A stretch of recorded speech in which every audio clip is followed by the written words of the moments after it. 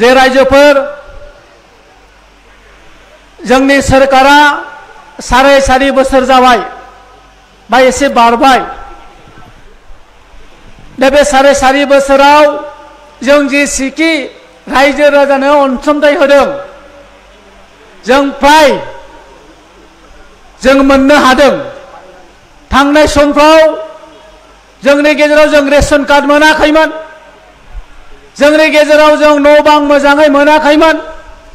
नाथायबा जोंनि UPPL सरकार फैनायनि उनाव बिटिआरनि गाहाय मावफुं सोद्रोमा प्रमद बर' सारनि दैदेननायनि उनाव जोंनि गोरिब गुन्द्रा गासिबो जों मोननो हादों।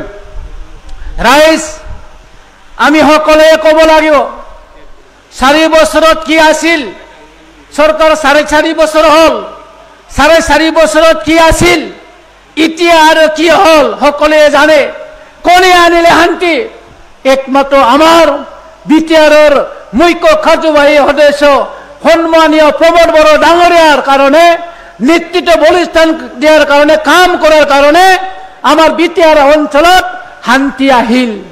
আমাৰ মাজত সকলোৱে মিলা প্ৰীতি থাকিব পাৰিলো। এতিয়া जो 4.5 বছৰত কি আছিল আগত এতিয়া কি হল? ৰাইজ কচুগাঁও সমষ্টিয়ে যোৱা 2020ত আপ্ৰাণ চেষ্টাত বিটিআৰৰ মুৰব্বী আগত চৰকাৰৰ বিপিএফৰ চৰকাৰৰ হাগ্ৰামা মহিলাৰিক আপোনালোকে হেৰুৱাই দিছিল, হয় নে নহয়?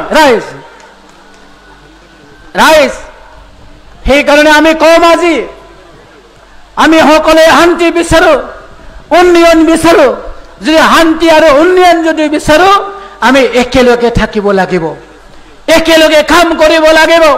সেইকাৰণে আমাৰ বিটিআৰৰ মুৰব্বী প্ৰমোদ বড়ো ডাঙৰীয়াই বিটিআৰ ৰেকৰ্ড হোৱাৰ পিছতে পাব্লিক নিৰীহ লোকক কথা কৈছিল সকলোকে এখন এখন ৰেচন কাৰ্ড দিম। আমি ৰেচন কাৰ্ড দিলো। ৰেচন কাৰ্ড পোৱা মানে কি 30 কেজি চাউল পোৱা আৰু লগতে 5 লাখৰ আয়ুষ্মান কাৰ্ড চিকিৎসা কৰাৰ কাৰণে আমি পাওঁ। সকলোৱে ঘৰ পালে PMAYG যোৱা 17 বছৰত আমি পাবলৈ সক্ষম পোৱা নাছিলো ঘৰ, আমি এতিয়া পাবলৈ সক্ষম হলো। সেইকাৰণে ৰাইজ মই আপোনালোকক আজি ধন্যবাদ যাচিছো।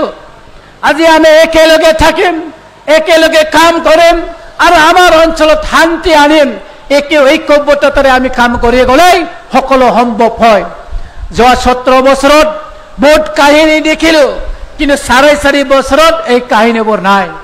সেইকাৰণে মই দীঘলীয়া বক্তব্য ৰাখিব খোজা নাই। সকলোকে মই শ্লোগান দিব আহ্বান কৰিছো।